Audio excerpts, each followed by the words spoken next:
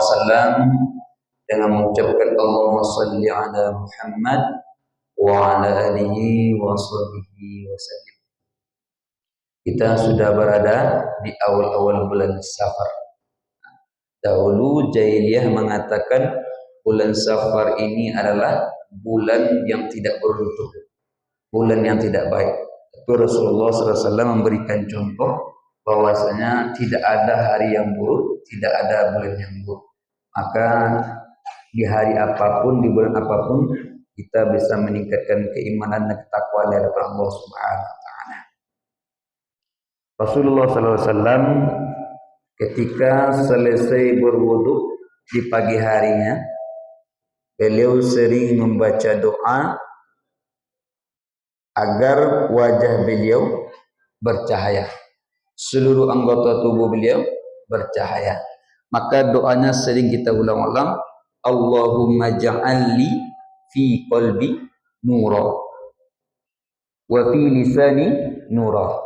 Jadi kita minta ke Allah, ya Allah jadikanlah tubuh awakku seluruhnya bercahaya, lisan awak bercahaya, di atas awak bercahaya, di bawah awak bercahaya, di kanan, di kiri, selatan, utara, barat, seluruh tubuh kita ini bercahaya.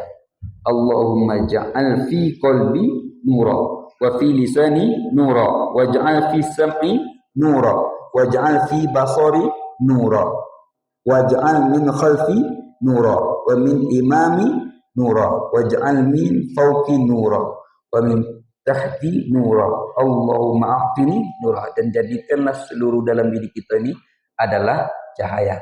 Itulah yang doa yang dibaca oleh Rasulullah SAW ketika bangun di pagi hari menjelang subuh. Sebelum beliau melaksanakan ibadah solat malam beliau, maka beliau baca doa ini.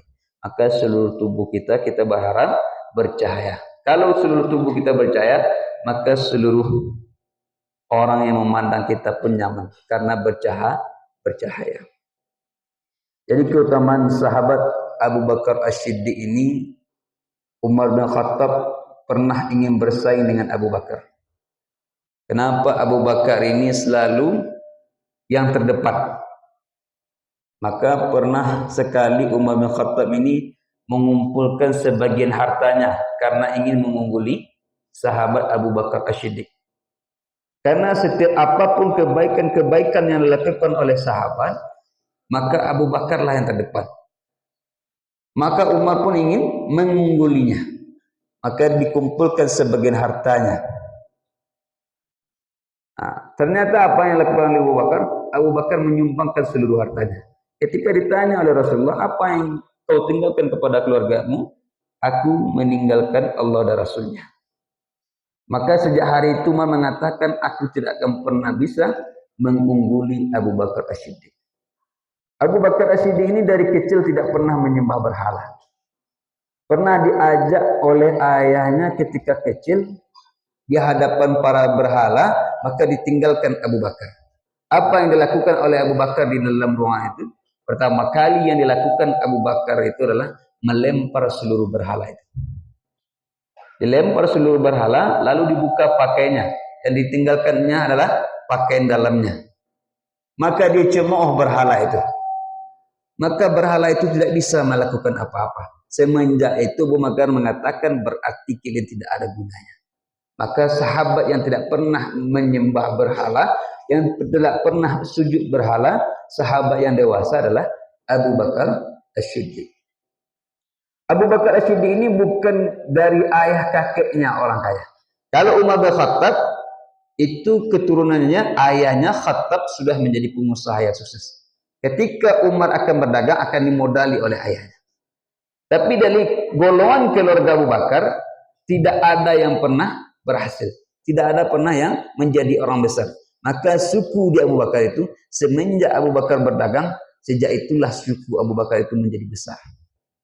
Jadi memang apa? Tulang punggung sukunya Abu Bakar itu adalah Abu Bakar. Bahkan pernah Abu Bakar ini dipukuli karena melindungi oleh Rasulullah SAW. Ketika melindungi Rasulullah SAW, maka pingsan dia. Maka apa yang dikatakan oleh suku-suku yang ada di suku Abu Bakar, kalau sempat terjadi apa-apa dengan Abu Bakar, maka kami akan membunuh siapa yang menyakiti Abu Bakar. Begitu pentingnya Abu Bakar. Dia menjadi kepala suku di kaumnya. Karena apa? Karena tidak ada yang pernah berhasil, tidak ada yang pernah menjadi orang besar di sukunya. Maka ketika Abu Bakar berdagang, ketika Abu Bakar menjalani kehidupan, itulah yang mengangkat dia. Maka dia di sukunya, di keluarganya mulia.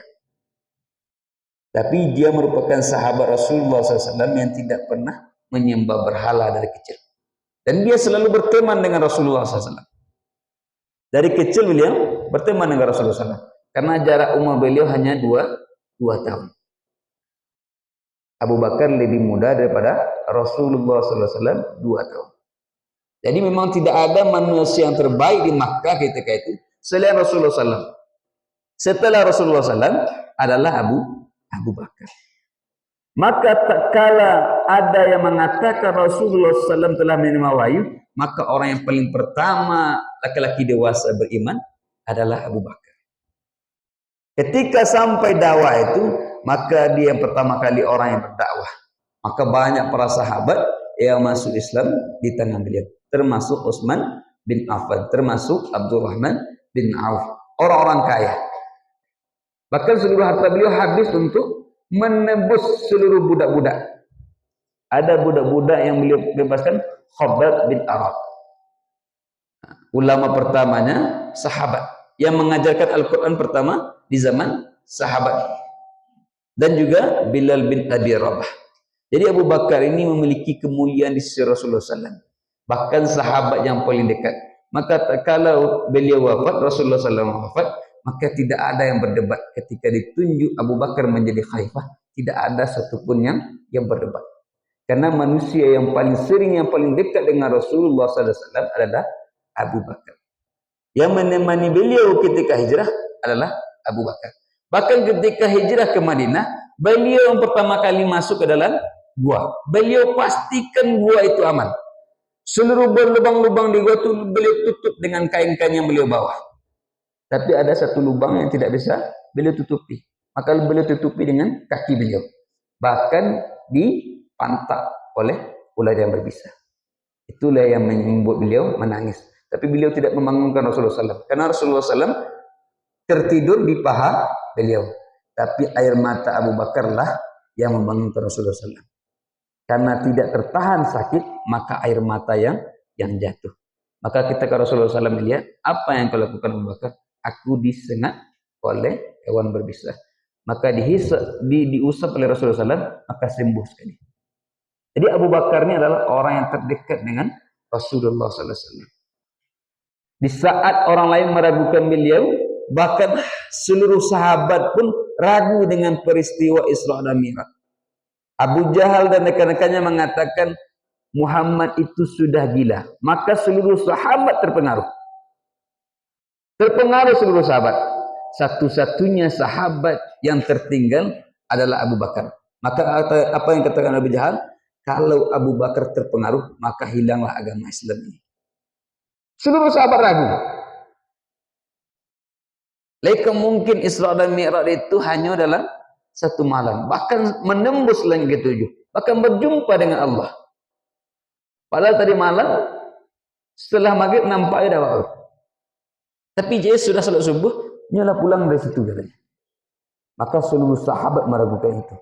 Yang kafir bertambah kekafirannya, yang beriman ragu dia.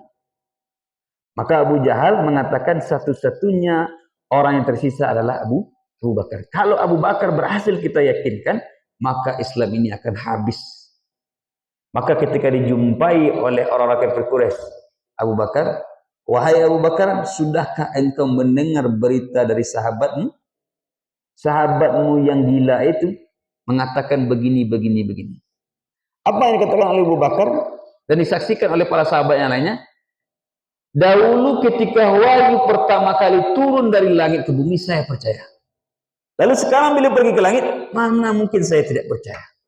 Maka seluruh sahabat serentak yakin kembali. Karena ini adalah Rasulullah SAW. Karena ini adalah utusan Allah Subhanahu Wa Taala. Bahkan dikatakan oleh Abu Bakar, kalau dinding ini berwarna putih, lalu dikatakan oleh Muhammad hitam, aku hitamnya. Ambo dustakan mata ambo. Maka sejak itulah beliau digelar dengan As-Siddiq. yang selalu membenarkan. Bahkan saking mulianya Abu Bakar itu, setiap kegiatan-kegiatan yang baik, beliau yang pertama. Ketika salat subuh kayak gini, selesai salat subuh, ditanya seluruh sahabatnya oleh Rasulullah SAW.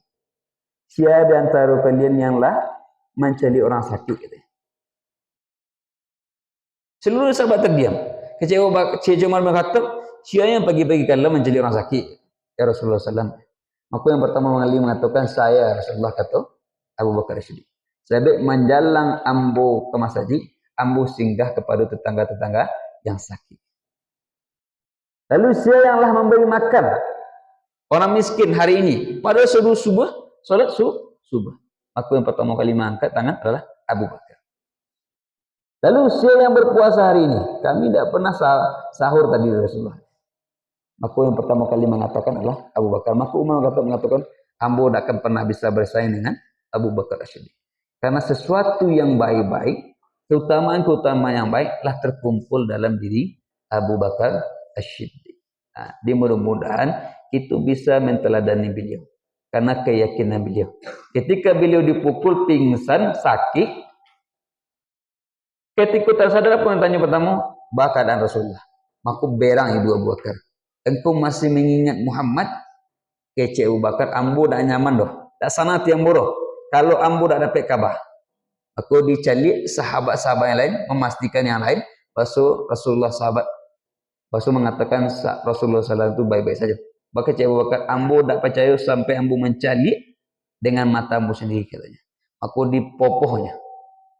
Digendongnya ingin berjumpa dengan Rasulullah SAW. Maka ketika berjumpa dengan Rasulullah SAW, maka beliau bersujud di kaki Rasulullah SAW. Ambo bersyukur engkau baik-baik saja. Ini yang mau minta doa kepada engkau ya Rasulullah. Bukakanlah hidayah. Minta doa kepada Allah. Bukakanlah hidayah ibu ambo masuk Islam. Akhirnya ibu beliau masuk Islam. Jadi keutamaan-keutamaan yang paling mulia terkumpul dalam diri Abu Bakar. Mudah-mudahan kita bisa mencontoh sahabat Abu Bakar As-Siddiq, tidak ada keraguan dalam agama ini.